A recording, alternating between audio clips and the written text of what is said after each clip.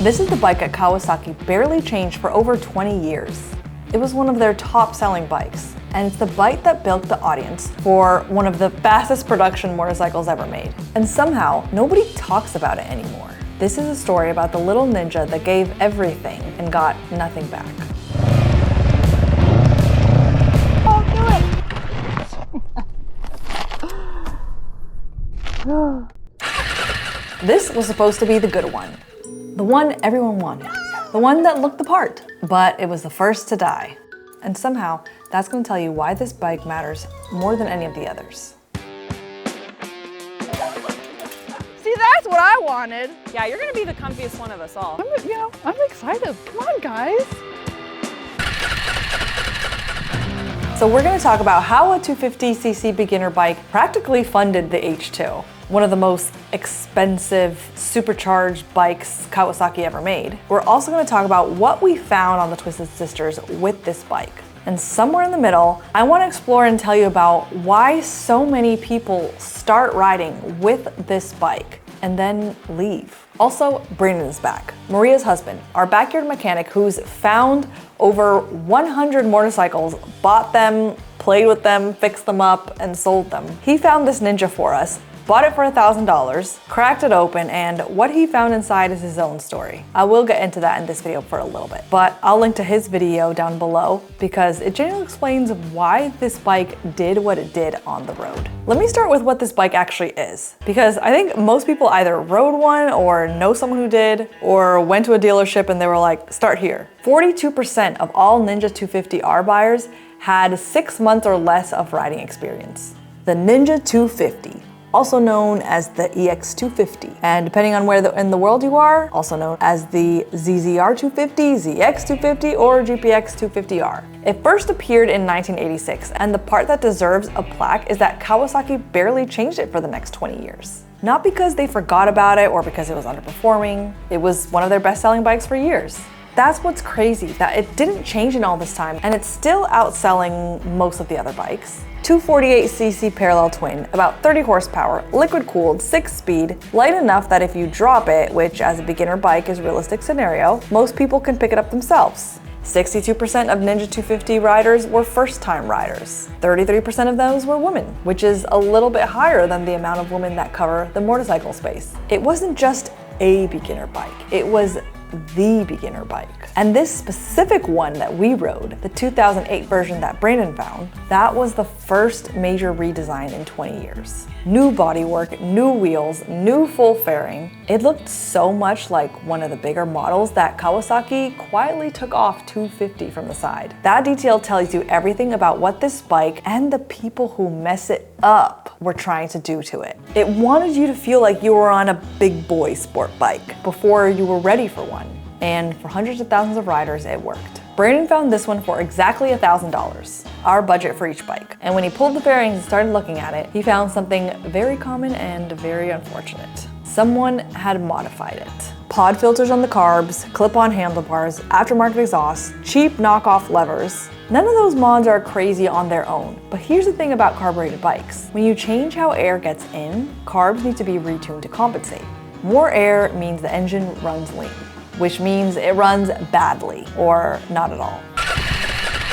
The jets were way oversized. Brandon rebuilt the carbs, cleaned everything, replaced the fork seals, fixed the brake light. He has the whole process of this on his own channel, link below. Go watch it before you buy one of these off Facebook. It'll save you a lot of pain. So by the time I saw this bike, it looked great. It ran. It had been stored in Brandon's garage for over a year while I was being a wuss. We all had no idea what had really been done to it. Whitney is a good friend and rider. We spun the WD-40 to see who would get which bike. WD-40 doesn't lie, and she got the Ninja. I mean, look at it. It looks like a real sport bike. It's light, manageable seat height, the kind of bike that staying next to a 50-year-old CT90 and a beat-up KLR with zip ties looks like the better option. It felt like the smart choice, the one with the reputation, and then we started riding it. And for a little while, it was fine. We started to believe it might actually make it through the day. And then the pod filter started doing what untuned pod filters do. I'll do it. Now, if you're thinking, okay, well, it's just that bike.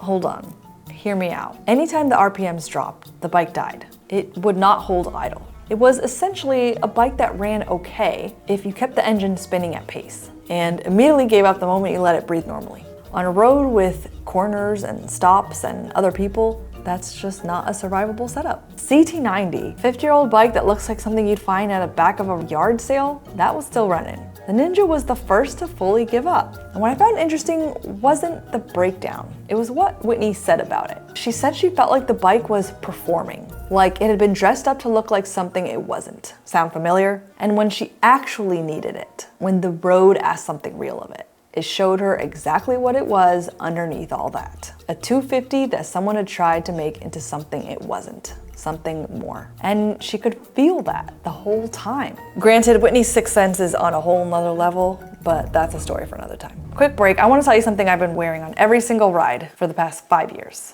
Break Free was founded by 2 product designers in California who noticed a real problem in motorcycle safety.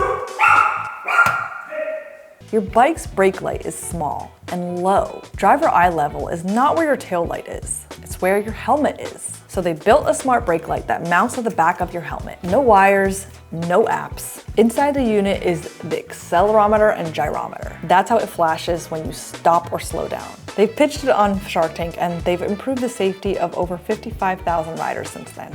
I started using it long before they were a sponsor because one of the co-founders emailed me on Instagram and asked if I wanted one. So of course I said yes. Y'all clicked on it enough times that when I asked them if they wanted to be a sponsor, they said yes. Link is below, code DOODLE10 will give you a discount. Now back to the little Ninja that could have been so much more than it was allowed to be. Here's the thing about this bike that most people don't know. The Ninja 250 didn't just teach people to ride. It basically funded and built the addiction that wanted something like the H2. I'll explain. The H2 launched in 2015. Supercharged inline 4, technology borrowed from Kawasaki Heavy Industries, aerospace and gas turbine divisions. The same company that builds military aircraft, commercial helicopters, high-speed trains, and space systems. It was a technological statement bike. Low volume, high cost, not built for mass sales, but to make headlines and prove a point. That kind of bike doesn't happen with a lot of money behind it. I'd argue that the Ninja 250 brought in that money to do it.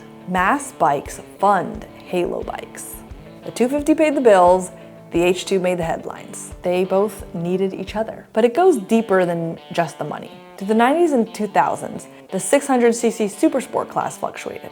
Leader bikes were niche. Insurance costs hurt the sport bike category, but the Ninja 250 kept selling. By the time the Ninja H2 launched in 2015, Ninja wasn't a dead name trying to make a comeback. It was already iconic because the 250 had kept it alive. And here's the part I think is the most interesting. The riders who grew up on Ninja 250s in the late 80s and 90s, who fell in love with sport riding because of this little bike, stayed loyal to the brand. They would graduate to 600s and then to leader bikes.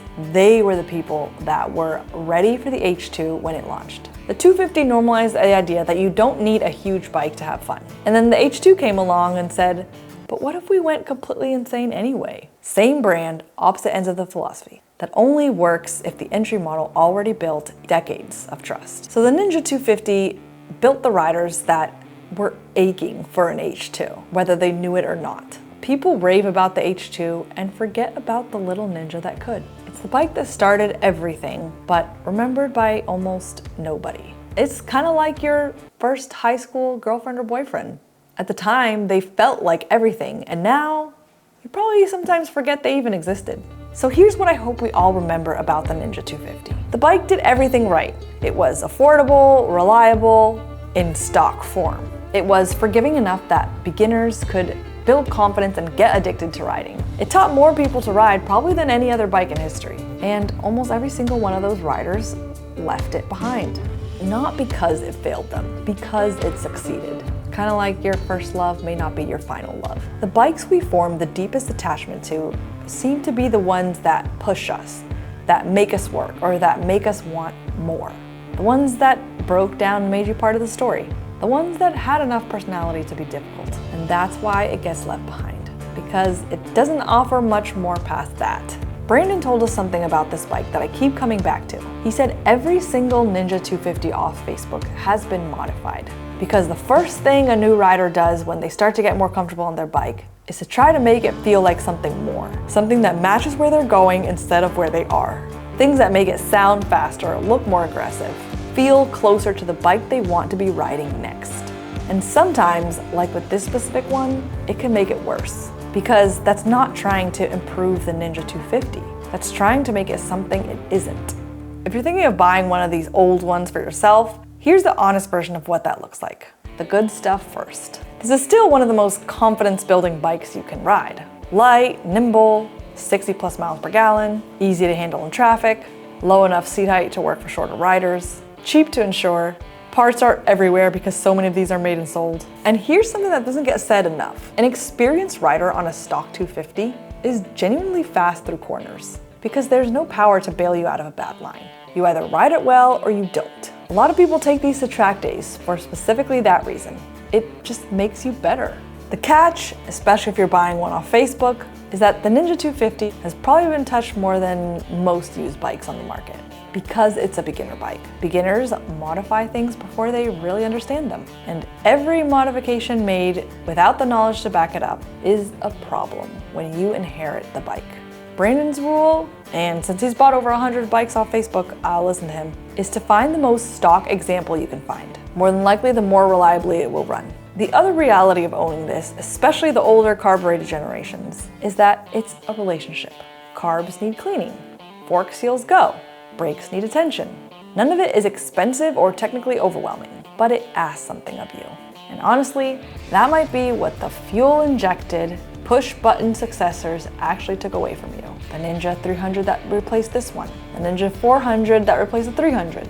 Both better bikes on paper, and both, if you talk to riders who've owned all of them, a little less memorable. We started this bike with a stupid idea. 3 friends, 3 bike off Facebook for $1,000 each. The CT90 surprised us. The Ninja was supposed to be the sure thing. The one with the track record, the sensible choice with the impeccable reputation, and it was the first to die on us. But here's the thing, it didn't die because of the bike. It died because of what someone had done to the bike before we got there. They looked at a perfectly stock, sorted, reliable bike and decided it wasn't enough. And in trying to make it more, they made it worse. I think about that a lot when it comes to first bikes in general. There's something that happens with beginner bikes, and maybe with people too, where we find something that's genuinely good for us. And instead of appreciating it for what it is, we try to shape it into something we want next. We try to turn something that was running perfectly into something that doesn't work at all. And then we leave, not because it failed us, but because really, we failed it. The Ninja 250 spent over 2 decades being exactly what it needs to be. Not faster, not more powerful, not pretending to be a leader bike, just itself. And that was enough to build a generation of riders. If you need to change something to love it, maybe it's not right for you anymore. Maybe what you actually need is to just find the next thing. And let the thing that was good for you stay exactly what it was. This Ninja deserved more than pod filters, and maybe we all did.